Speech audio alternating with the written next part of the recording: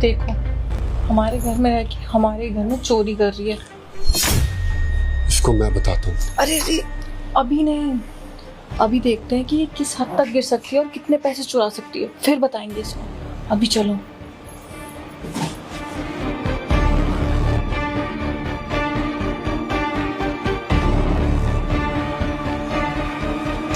दीक्षा, तुम्हारे साहब बैठे हुए, न सलाम न दुआ। इतना जल्दी में कहाँ जा रहे हो भाई? कहाँ की जल्दी है? साहब वो मैंने आपको देखा ही नहीं, जल्दबाजी में मैं जा रही थी इसलिए। अच्छा, काम कर लिया तुमने? हाँ साहब, घर का तो सारा काम मैंने कर दिया है, इसलिए मैं जा रही थी। वैसे तुम्हारा काम तो किचन में है ना, सफाई करने का और खाना बनाने का। तो तुम इस कमरे में क्या कर रहे थे? साहब वो आपकी अलमारी है ना, बहुत दिनों से बहुत गंदी हो रही थी, तो हमने सोचा उसे भी आज साफ कर देते हैं। अच्छे से साफ कर दी है पूरी अलमारी। सही बात है, गंदी तो काफ़ी हो रही होगी। तुम्हारे माथे का पसीना बता रहा है, बहुत मेहनत की है तुमने कमरे के अंदर। एनीवेज, ये बताइए कि आप क्या छुपा कर लेकर जा रहे हो तुम हाथ में इस तरीके से? ये साहब, इसमें हमारा कुछ सामान है, वो ही लेकर जा रहे थे। अच्छा, ऐसा क्या सामान है भाई जो हमारे घर में इस तरह से छुप के लेके जा रहे हो और हम ही नहीं दिखा सकते? साहब हम आपको बता नहीं सकते हैं। सैम, अलमारी में जो पैसे थे ना, वो अलमारी में नहीं है। क्या? ये क्या बकवास कर रहे हो? तुम्हें पता है ना आज राठी की पेमेंट जानी है, पैसे कहाँ चले गए? हाँ, लेकिन उसमें पैसे नहीं है, मैंने अच्छे से देखे। घर में इसके अलावा कोई नहीं था, इससे पूछो पैसे कहाँ गए। मेम साहब आप ये कैसी बातें कर रहे हैं? आप हमारे ऊपर इल्जाम क्यों लगा रहे हो? तुझ पे इल्जाम नहीं लगा रही मैं, ये पूछ रही हूँ कि तेरे अलावा तो कोई था नहीं घर में, तो पैसे कहाँ गए? तुझे ही पता होगा ना। और ये अलमारी में सफाई कर रही थी ना, तू ही अलमारी में सफाई करी थी, तूने ही पैसे चुराए हैं। पैसे कहाँ हैं? सच सच बता। मेम साहब हमें क्या पता पैसे कहाँ हैं। दीक्षा, तुम्हारे चेहरे की घबराहट साफ साफ बता रही है कि तुम हमसे कुछ छुपा रहे हो। देखो, अगर तुमने एक्चुअल में चोरी की है तो मुझे सब कुछ सच सच बता दो, मैं तुम्हें पुलिस स्टेशन नहीं भेजूंगा। लेकिन अगर मुझे पता चला कि तुमने चोरी की है और तुमने मुझसे छुपा भी रहे हो, तो तुम्हारे साथ हरगिज अच्छा नहीं होगा। साहब तो ये क्या छुपा रहे हो, दिखाओ मुझे। साहब इसमें कुछ नहीं है, हमने बोला ना इसमें हमारा सामान है। देखा सैम, ये नहीं दिखा रही है ना। क्यों? क्योंकि इसी ने चोरी करी है, तभी तो नहीं दिखा रही है। इसमें जरूर पैसे छुपाए होंगे। चुपचाप दिखा क्या है इसमें। साहब लीजिए आपके पैसे। मेम साहब, अगर आपको हमें काम से ही निकलवाना था तो आप ऐसे ही बोल देते, हम ऐसे चले जाते घर से। अरे अजीब औरत है, एक तो चोरी की, ऊपर से तुम्हें ही सुना के चली गई। अरे सैम, तुम जानते नहीं हो इन जैसे गरीब लोगों को। सिंपैथी गेन कर रही थी और क्या। बस लाओ, इसको अलमारी में रख देती हूँ। और तुम ना ऐसे लोगों पे यकीन मत क्या करो, तुमने सर पे चढ़ाया हुआ था, तभी ये उल्टा बोल के गई है। गरीब लोगों को ना मुंह नहीं लगाना चाहिए। मैं दूसरी नौकरानी लाऊंगी अच्छी सी, ठीक है?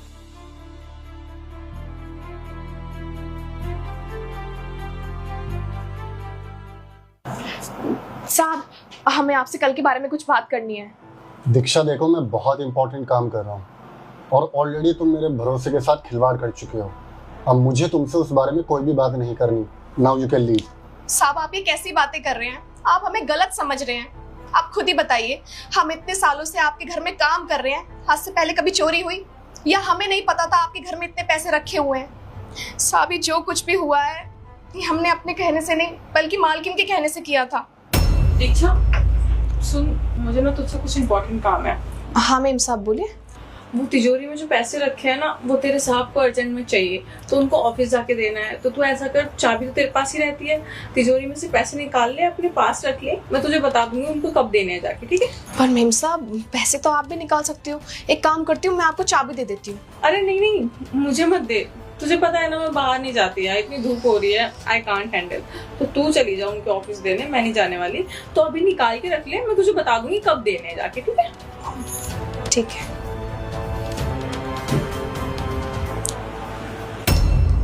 देखो, मुझे तुम्हारी नॉनसेंस बातों पे यकीन नहीं है। जब तक मैं खुद अपनी आंखों से नहीं देख लूंगा, मैं किसी पे यकीन नहीं करूंगा। साहब हमें सब समझ आ गया है कि ये सब जो कुछ भी हुआ है, मालकिन ने हमें ऐसा करने के लिए बोला है, वो क्यों कहा है। साहब हम आपको एक बात बताना चाहते हैं। आप जब ऑफिस चले जाते थे ना, तो घर पे ना एक लड़का आता था। पहले हमें लगा वो आपका कोई रिश्तेदार होगा या मेम साहब का कोई भाई होगा, लेकिन साहब शक तो हमें तब हुआ जब वो दोनों हॉल की बजाय घंटों घंटों रूम के अंदर रहने लगे। हमने बहुत बार पूछने की भी कोशिश करी है कौन है, तो मालकिन ने हमें डांट के भगा दिया। साहब हमें लगता है मालकिन को हमारे ऊपर शक हो गया होगा और उन्हें डर होगा कभी हम उस लड़के के बारे में आपको आके ना बता दे, इसलिए उन्होंने सारा नाटक रचा होगा हमें घर से बाहर भगाने के लिए। साहब हम सच बोल रहे हैं। तुम्हें पता भी है तुम किसके बारे में बात कर रहे हो? तुम अपनी मेम साहब और मेरी वाइफ के बारे में बात कर रहे हो। अगर इसमें थोड़ा भी झूठ हुआ ना, ये तुम्हारी कोई भी इसमें चाल हुई, तुम्हारे साथ अच्छा नहीं होगा। साहब आपको हमारी बात पे विश्वास नहीं है ना? आप एक काम कीजिए, अभी हमारे साथ घर चलिए। वो लड़का अभी भी आपके घर में मौजूद होगा, सच में। ठीक है चलो।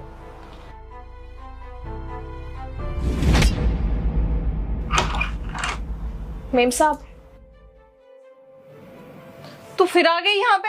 तुझे कल ही घर से बाहर निकाला था ना? कितनी बेशरम है तू, फिर से टपक गई। मेम साहब आपको हमें घर से ही निकलवाना था तो एक बार बता देते, हम ऐसे चले जाते। चोरी का इल्जाम क्यों लगाया आपने हमारे ऊपर? और क्या करती मैं? तू आए दिन हमें साथ में देखती थी। मैं इस बात का वेट करती कि तू जाके सैम को बताए, फिर मैं तुझे घर से निकलवाऊं। इसलिए मैंने एक प्लान बनाया और देख मेरा प्लान सक्सेसफुल भी हो गया। मेम साहब को जब आप दोनों के बारे में ऐसे पता चलेगा तो उन्हें कितना बुरा लगेगा। और उसे बताएगा कौन? तू। जो मैंने तेरे ऊपर इल्जाम लगाया है ना, उसके बाद सैम तेरी शक्ल भी नहीं देखना चाहता। इसलिए तेरा भला इसी में है कि चुपचाप निकल जा, इससे पहले कि मैं कुछ करूं। आपने बता तो दिया। मतलब?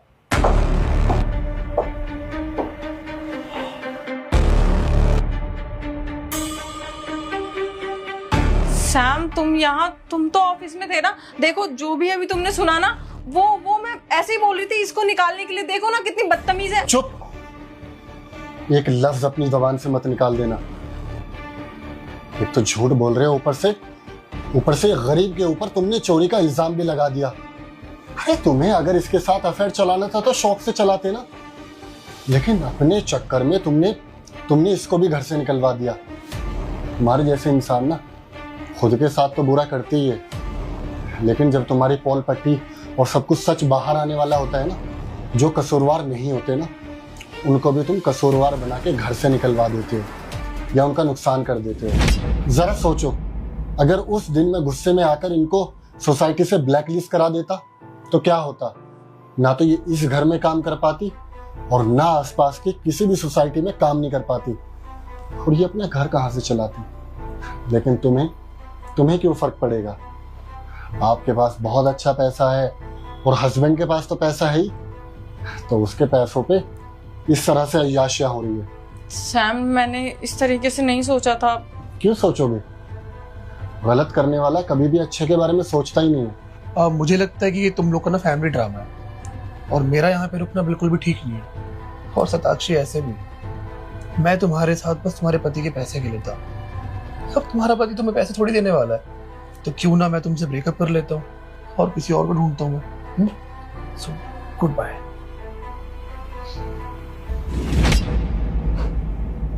देखा तुम्हारा चंद दिनों का प्यार किस तरह तुम्हें छोड़कर चला गया। सताक्षी, कभी कर्मा के बारे में सुना है तुमने? जो इंसान किसी के साथ बुरा करता है ना, तो ऊपर वाला उसके साथ बुरा जरूर करता है। तुमने इस लड़के के चक्कर में मुझे धोखा दिया, और देखो वो लड़का सिर्फ तुम्हारे साथ पैसों के लिए था, और अब तुम इस घर में भी नहीं रहोगी। ना तुम घर के रहे और ना घाट के। सैम मैं आज के बाद ऐसा नहीं करूंगी ना, आई प्रॉमिस। मैं बहक गई थी, मेरी कोई गलती नहीं है, ये मुझे लड़का बहकाता था। तुम दूध पीती छोटी बच्ची हो कि तुम्हें कोई भी लॉलीपॉप देगा और तुम बहक जाओगे। सताक्षी, आजकल के तो छोटे बच्चे भी बहुत इंटेलिजेंट होते हैं। माँ बाप उनको बचपन में सिखा देते क्या सही है क्या गलत है। तो ये घटिया सा एक्सक्यूज मुझे ना ही दो तो बेहतर है। और तुम्हें पता है सताक्षी, इस घर से तो तुम जा ही रहे हो, अब मैं तुम्हें तुम्हारे मायके भी रहने नहीं दूंगा। तुम्हारी मम्मी को आज ही फोन करके सब कुछ सच सच बताऊंगा। Leave my home.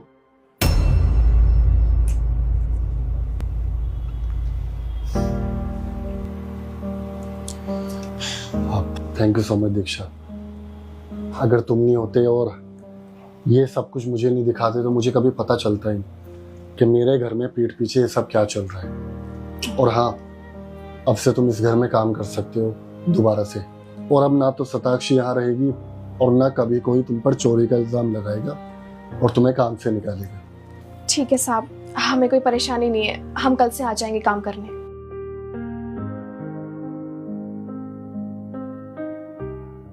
Shatakshi, clients आ चुके हैं। इन्हीं के साथ तुमने इस गाड़ी की डील क्रैक की है। आज तुम्हारा 3 लाख रुपए का कमीशन पक्का है। सनी, मैं उनको लेकर आता हूँ। बेबी सच में गाड़ी बहुत सुंदर है। मुझे पता था तुम्हें पसंद आएगी। चल के पेपर वर्क कर ले। चलो। Good morning sir. Good morning ma'am. Hi Sam, how are you? I am good sir. Great. Papers ready? जी सर, सारे पेपर रेडी हैं। Okay, let's proceed then. तुम अंदर बैठो, मैं आता हूँ। आइए सर। चलो। मैम कार आपके नाम होनी है? हाँ जी। मैम उसके लिए मुझे कुछ डिटेल्स चाहिए होंगी, जैसे कि आपका नाम, दीक्षा चौहान सागर। आपके हस्बैंड का नाम? सनी सागर। जी मैम। मैम पेमेंट किसके अकाउंट से होगी, आपके अकाउंट से? नहीं, मेरे हस्बैंड के अकाउंट से। आप जॉब नहीं करती हैं? नहीं, वो क्या है ना, मेरे हस्बैंड ने मुझे मना किया जॉब करने के लिए। वो मुझे बोलते हैं मुझे किसी भी चीज की जरूरत है तो वो मुझे ला के देंगे। तो बताइए मुझे जॉब करने की क्या जरूरत है? ये तो बहुत अच्छी बात है मैम। मैम आप बहुत लकी हो कि आपके हस्बैंड आपका इतना ख्याल रखते हैं, आपको जॉब नहीं करने देते हैं, आपकी हर ख्वाहिश पूरी करते हैं, आपको पलकों में बैठा के रखते हैं। मैम वो आप अपनी कोई भी एक आईडी दे दीजिए। वेट,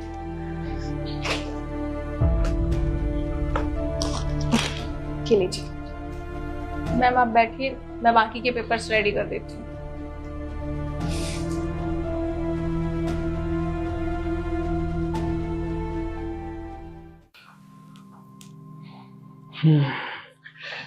गाड़ी कैसी लगी? गाड़ी सच में बहुत खूबसूरत है सनी। सच में आज मैं बहुत खुश हूँ और बहुत ज्यादा एक्साइटेड हूँ। तुम्हारी खुशी के लिए कुछ भी। शताक्षी, क्या हुआ? अरे भाई, पहले दिन तुमने पूरे 30 लाख रुपए की गाड़ी बेची है, 3 लाख रुपए का कमीशन बना है। तुम्हें तो बहुत खुश होना चाहिए और तुम यहाँ उदास बैठे। सर किस बात की खुशी मनाओ? जिसको मैंने गाड़ी बेची है वो मेरा खुद का पति है।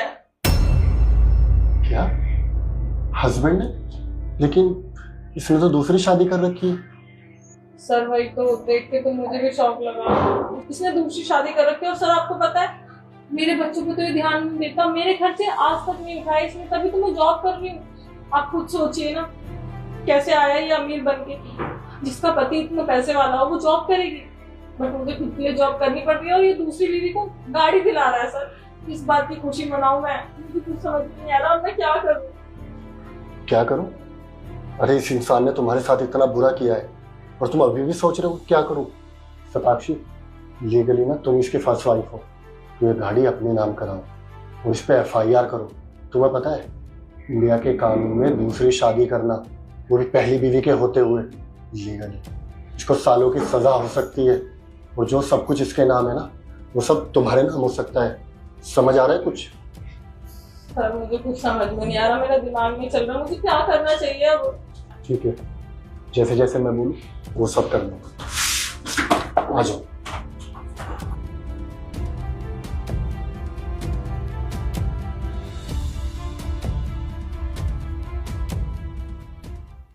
एक्सक्यूज मी सर, आपके कुछ जगह सिग्नेचर चाहिए थे। कहाँ साइन करने? यहाँ।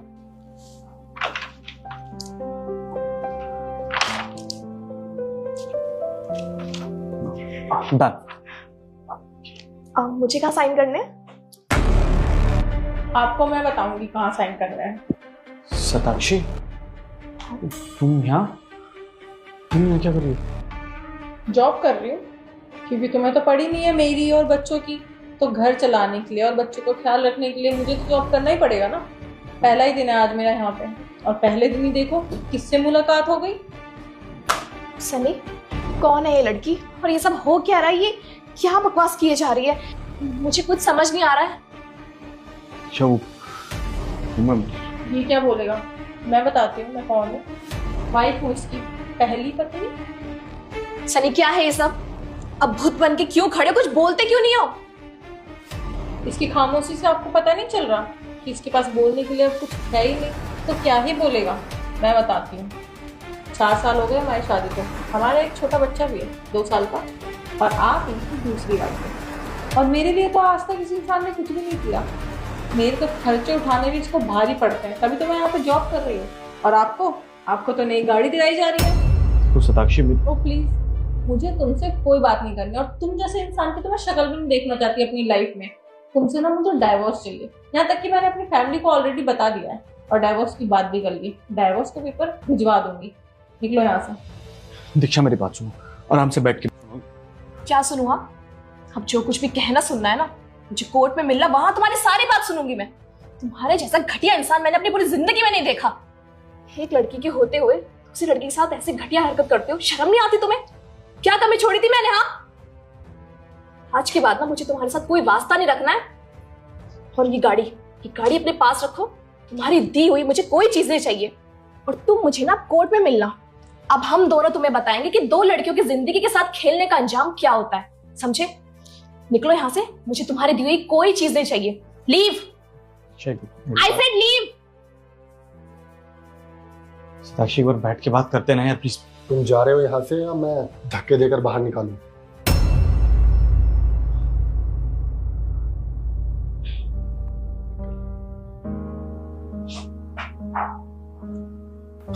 मैम, आप सिग्नेचर कर दीजिए, गाड़ी आपके नाम हो जाएगी।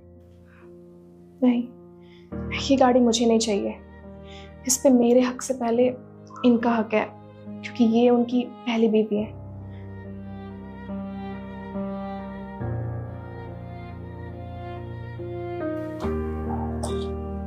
सताक्षी, तुम यहाँ पर सिग्नेचर कर दो, गाड़ी तुम्हारे नाम हो जाएगी। सर, मुझे ये गाड़ी नहीं चाहिए।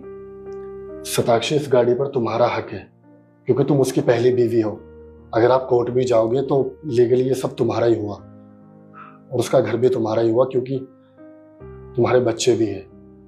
तो कोर्ट भी बच्चों का सोचते हुए घर और गाड़ी तुम्हारे ही नाम करेगा।